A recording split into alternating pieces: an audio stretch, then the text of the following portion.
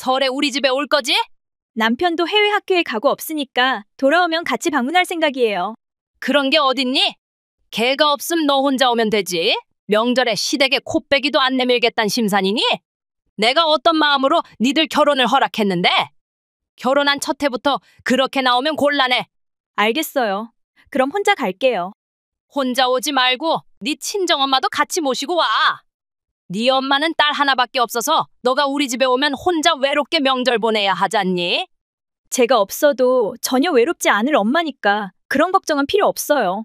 아니 그냥 엄마 모시고 와. 난 자비심이 넘치는 사람이라 가난한 사람을 보면 그냥 지나치지 못해. 어릴 때부터 길에서 동냥하는 사람을 보면 모른 채 하지 못하고 동전 하나라도 하사하곤 했거든.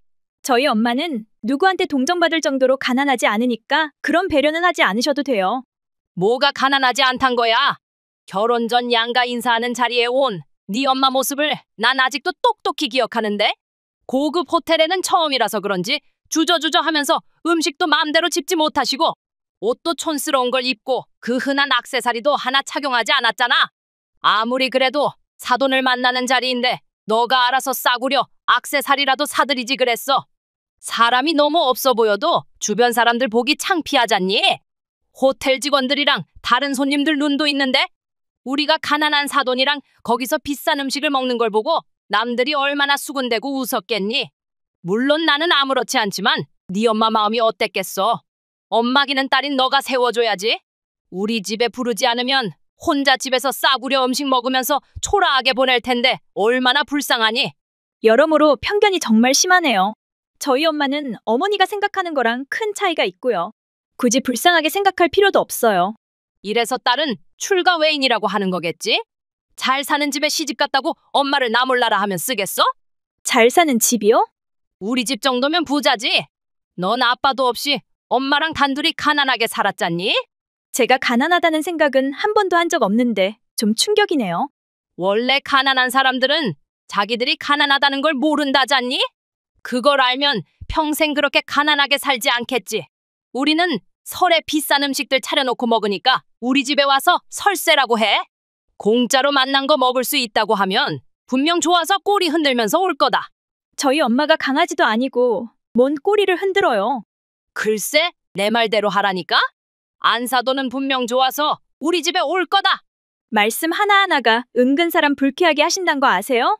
사람 말을 꼬아서 듣는 건 네 마음이 비뚤어졌기 때문이야. 다른 사람의 호의를 호의로 받아들이지 못하는 건 알량한 자격지심 탓이지.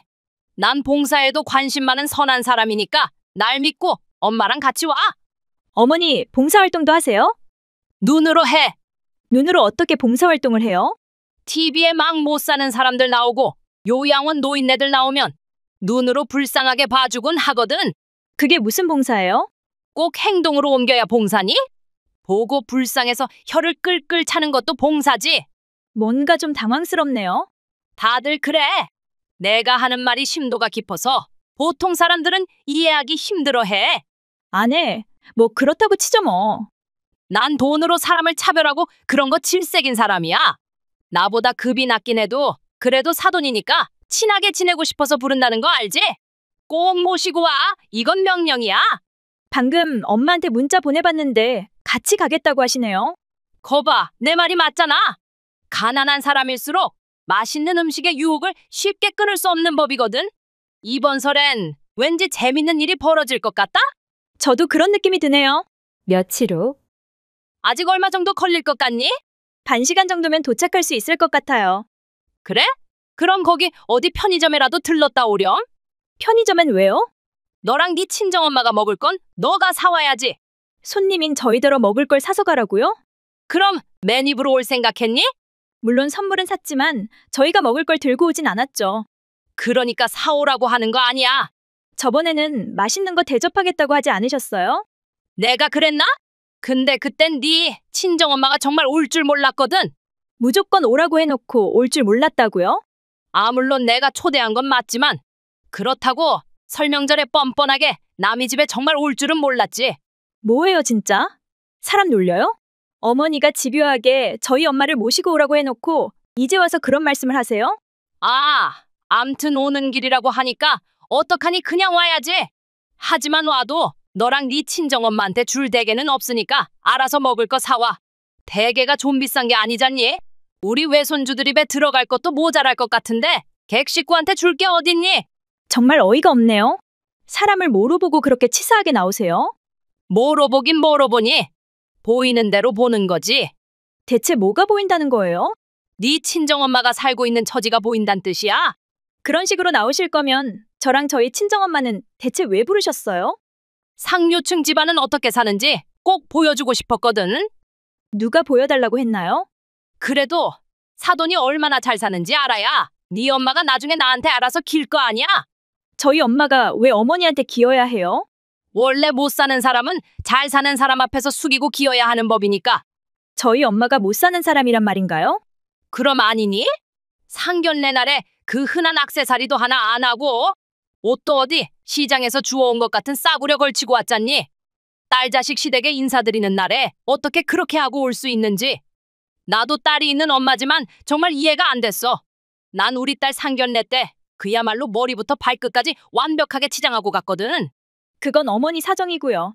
저희 엄마는 그날 장소에 꼭 맞는 정중한 차림으로 상견례에 참석하셨어요. 네 눈에는 그게 정중해 보였니? 내 눈에는 없어 보이던데. 이런 말 죄송하지만 제 눈에는 어머니 차림이 더 천박해 보였는데요. 뭐야? 감히 시애미 보고 천박하다고 했니? 이래서 내가 가난한 서민 내 딸은 안 된다고 결혼 반대했던 거야. 자격지심에 똘똘 뭉쳐서 뭔 말만 하면 악을 쓰고 달려들 줄 알았단 말이야. 그렇게도 대게가 먹고 싶니? 그럼 냄새라도 맡게 해줘? 아니, 작은 다리라도 한두 개 맛이라도 보게 줘? 전 대게 다리는 안 먹습니다. 안 먹는 게 아니라 못 먹겠지? 이러는 내가 마음에 안 드니? 마음에 안 들면 굳이 안 와도 되는데? 아니요. 저희 엄마가 재밌을 것 같다고 가보겠다고 하네요. 그래? 뭐 하나라도 얻어먹고 가려는 심산이나 봐. 그럼 오시라고 해. 정수기물은 몰라도 수돗물 정도는 하사할 수 있어. 그날 저녁. 네 친정엄마 괜찮니? 뭐가요? 아니 없는 살림에 사돈집에 온다고 전 재산을 다 털었을 거 아니야. 그러니까 그게 무슨 말씀이세요? 우리 딸 말로는 네 엄마가 들고 온 화장품 세트 선물이 백화점에서 무려 200만 원에 판다고 하는데 정말이니? 그 정도는 하는 거로 알고 있어요. 세상에 네 엄마는 어쩜 그리 손이 크다니? 우리 외손주들한테 준 세뱃돈 봉투 속에는 각각 100만 원씩 들어있다고 하던데? 하루살이도 아니고 하루 우리한테 잘 보인 다음에 굶어 죽으려고 작정했다니? 딸 가진 죄인이니까 우리한테 아양 떨고 싶은 마음은 이해하지만 아무리 그래도 정도껏 해야지. 어떻게 딸의 시댁 식구들을 위해 한 번에 500만 원을 쓸 수 있니? 내가 눈물이 멈추질 않잖니? 그렇게 감동하고 좋아하신다는 걸 아시면 저희 엄마도 뿌듯해하실 거예요. 아니, 좋아서 눈물이 나는 게 아니라 너무 웃겨서 눈물이 난 거야. 겨우 알바 좀 해서 어렵게 번 돈을 개도 안 먹는 허영심 때문에 다 탕진하는 게 얼마나 한심하니? 하긴 그런 바보도 있어야 우리 같은 사람들도 먹고 살겠지만 진심 너무 웃긴다. 다음 달 내 생일에도 초대할 거니까 꼭 다시 모시고 와. 제대로 손님 대접도 안 한 주제에 또다시 오라고요?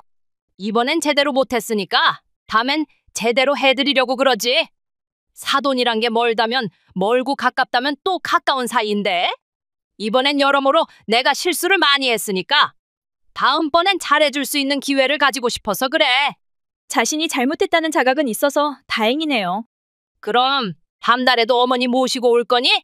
저희 엄마는 꽤 재밌어 했지만 더 이상 어머니랑 제 친정엄마가 만나지 못하게 제가 중간에서 자르려고요. 저희 엄마는 어머니 같은 사람이랑 어울릴 사람 아니니까. 앞으로는 저희 엄마한테 신경 끄고 사세요. 사실은 나보다 우리 딸이 더 네 엄마를 만나고 싶어 해. 형님이 왜요? 애들 세뱃돈을 100만 원씩 300만 원이나 주신 분이니까. 단번 내 생일에 애들을 보면 또 용돈을 많이 주실 것 같다고 기대하는 거지.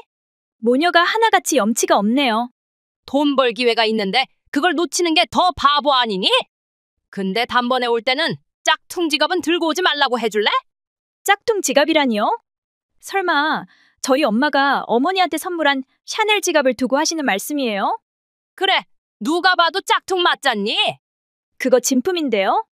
그게 어떻게 진품이니? 딱 봐도 짝퉁이더구만. 난 진품은 딱 보면 알아. 그 지갑은 지난달 저희 엄마가 유럽에 여행 갔을 때 사온 진품 맞고요. 지갑 속을 잘 살피면 진품이라는 보증서도 들어있을 거예요. 네 엄마처럼 가난한 사람이 유럽에 여행 가고 진품 지갑을 샀다고?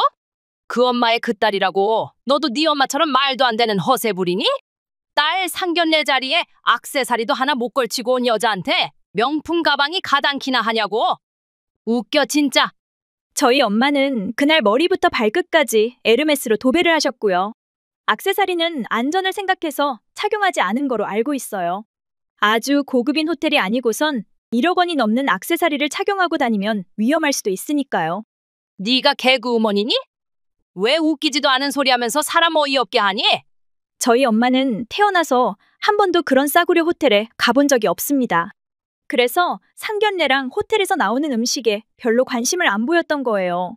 물론 저 역시 그 호텔 음식이 맛있다고 생각되진 않았고요. 이런 말 재수없게 들릴지도 모르겠지만 부잣집에서 산의 진미를 먹어본 전 음식에 대한 요구가 꽤 높거든요. 말도 안 돼. 그 호텔 음식이 얼마나 맛있었는데 그게 맛이 없었다고? 니들이 무슨 재벌이니? 드라마 너무 많이 보고 망상이라도 하는 거 아니야? 부잣집 좋아하네. 저희 엄마는 재벌까지는 몰라도 꽤 큰 회사의 딸이고 돌아가신 저희 아빠네 본가 역시 사업하는 집안입니다. 저희 엄마는 친정과 남편한테서 막대한 유산을 받으셨고 어릴 때부터 너무 공주처럼 살아서 돈에 대한 개념이 일반인이랑은 많이 다르세요. 해외 여행 가면 명품을 아무렇지도 않게 사고 심심하면 세계 유명 호텔에 투숙하려고 비행기 타는 사람입니다. 그런 분이시기에 형님네 아이들한테 세뱃돈도 100만 원씩 줬고 어머니한테 200만 원짜리 화장품 세트도 선물했던 것입니다. 그게 정말이니? 정말 니네 집이 그렇게 부자야? 근데 왜 그걸 이제야 말하니? 제가 말하면 분명 저와 저희 엄마를 이용해 먹으려고 들 게 뻔하니까요. 지금까지 저희가 만나온 모든 사람들이 다들 저희를 이용하려고만 했으니까요. 난 절대 그런 사람 아니야. 아니요. 어머니도 예외 아니에요. 저희 엄마가 가난하다고 흉보면서 저희 엄마가 주신 선물은 야무지게 또 다 챙겼잖아요. 그런데 저희 엄마가 부자라고 해봐요. 얼마나 욕심부리고 뭘 뜯어내려고 악을 쓰겠냐고요. 내 눈에는 그냥 촌스런 아줌마로 보였는데? 그런 평범한 아줌마가 부잣집 딸이란 게 믿어지지가 않는다. 어머니랑 형님이 다리만 있는 대게를 맛있게 먹는 걸 보고 저희 엄마가 너무 재밌어 하던데요. 엄청 큰 대게의 몸통만 먹어봤지. 다 크지도 못한 것 같은 작은 대게 다리는 구경도 못 해봤거든요.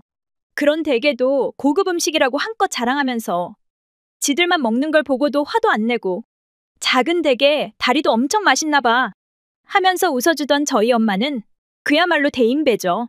대충 뭐가 뭔지 알았어. 요점을 말하면 넌 부잣집 딸이고 네 엄마는 부잣집 사모님답지 않게 순수한 사람이란 뜻이지? 그래, 그렇다면 우리 집 며느리로서 넌 합격이야. 니네 친정이랑 우리 집안은 대등한 관계라고 허락해줄게.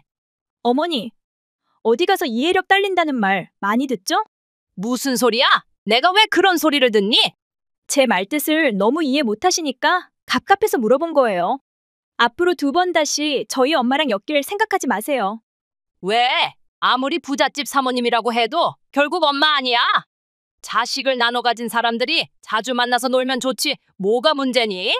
어머니랑 저희 엄마가 진심 같은 물에서 놀 수 있는 사이라고 생각하세요?